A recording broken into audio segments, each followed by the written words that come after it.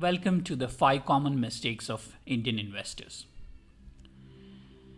The first thing that people do is chasing penny stocks. People want cheap stocks that go up pretty quickly. So if you look at all the trading forums, Quora, people ask questions like, what is the stock worth 10 rupees that will go up? What are those stocks in 20 rupees that I can invest in and I can double my money? A nice example in the space is Yes Bank. So if you look at it, right, Yes Bank has had serious problems. It had to be rescued by a consortium of banks. And if you look at what happened in March, April, when that rescue happened, people piled on expectations thinking this will skyrocket and put money in it. And it touched a high of 60. And if you look at it today, it's at 13 rupees, right? So if you had entered it at say 20, at 60, you would have expected it to go further. You would not have exited, and you would have ended up with a loss. At any point, stocks like these, which are on the turnaround stories, are at risk. You have to invest when the turnaround is actually real. If you get in at the wrong time, right, it's a bet you're placing. This isn't investing. This is gambling. Another example is Jet Airways. It has had several times in the past where there is some news of some investor coming in to save the airline. There have been a couple of times when it was some Etihad, and there was some consortium of investors that came in. Again, now there is recent news of some Abu Dhabi investors coming in, right? So every time such a news comes, the stock goes up slightly, and then it falls because it doesn't go through. And there are reasons why this isn't going through.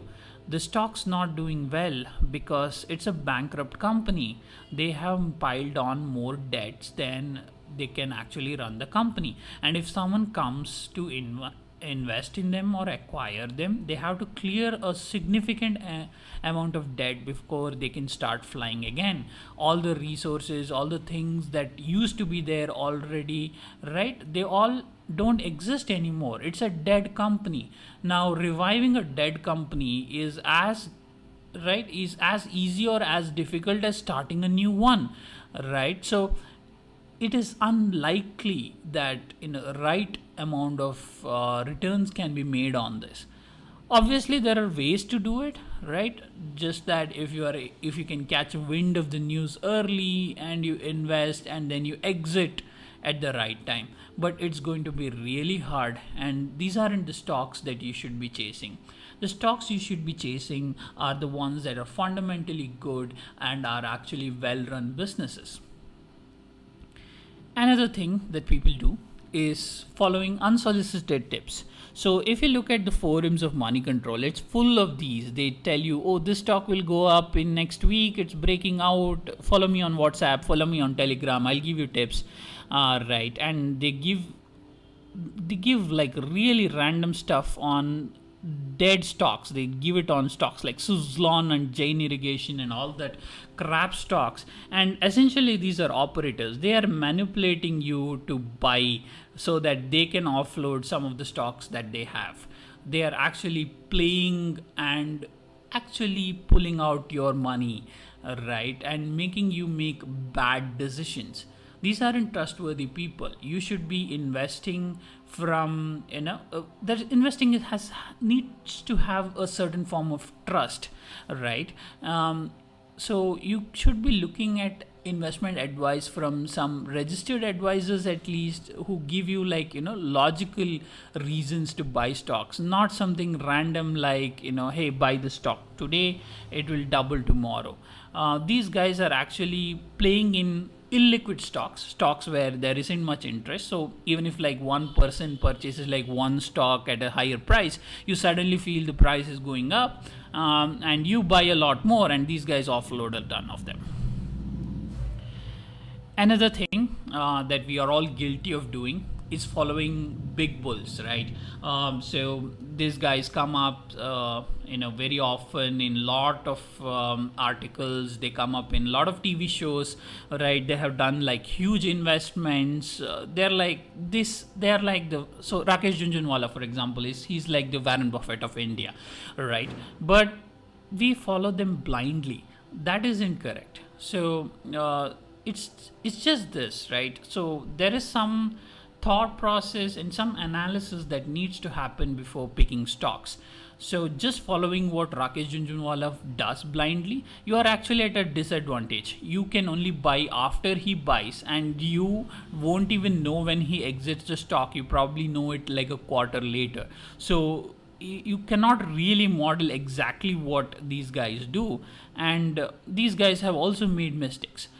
So last year, like there were like 9 stocks that Rakesh Jhunjhunwala had like made significant losses in, like DHFL, Jai Prakash Associates. All those like turned from multi-bagger stocks to penny stocks.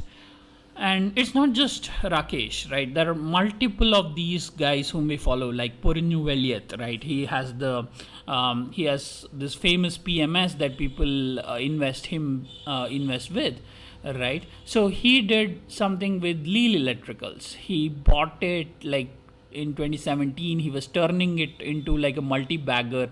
The stock was like very cheap earlier. When he bought, everybody bought, the price shot up, and in 2 years it became a penny stock again. So essentially it is important we do not blindly follow people. We should make our own research, our own analysis. We should understand fundamentally why the stock is good or bad.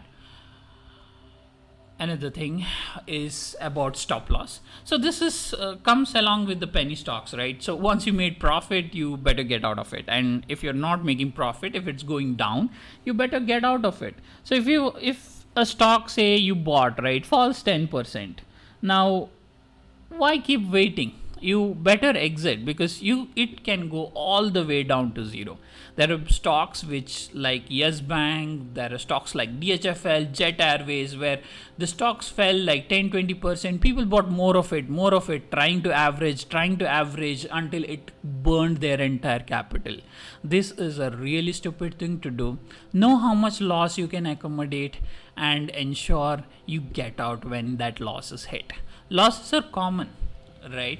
And what makes a good investor and a good trader is knowing that when you have a loss, you get out of it and make another investment which hopefully is profitable.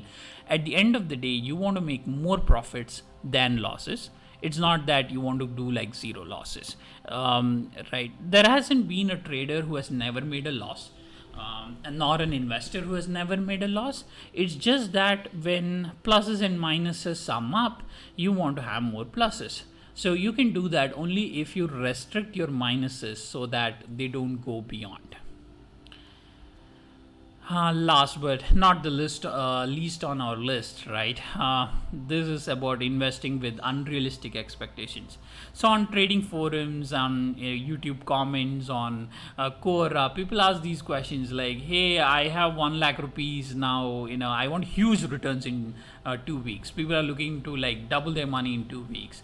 Or people have like 10,000 in their pocket. They want to make like 10% every day on intraday with just like very low capital. Or like have 5,000 but turn it to 5 lakhs in like 2 years, right? These are like extremely unrealistic expectations. Now it's very improbable that such a return can be achieved without significant risk, right? If you need these kind of returns, it's essentially saying that you can predict the future, or it is that you are like damn lucky to get them. So it is important to have like realistic expectations. Know how much you can get, right? If you're aiming for index beating returns, if you want to beat like if the Nifty does 8%, if you want to beat it to like say 12-15%, that is reasonable, that is possible. But if the index is going up by 8% and you want to get 800% returns in a year, I'm sorry to say, like the stock market can't get you that. It's better to gamble, right? So that's what we had in our episode today. Hope you had fun understanding the 5 common mistakes people do. Hope we caught all of them. If we missed some mistakes that you have seen with others, feel free to comment below and subscribe and follow us for more such content. Thank you.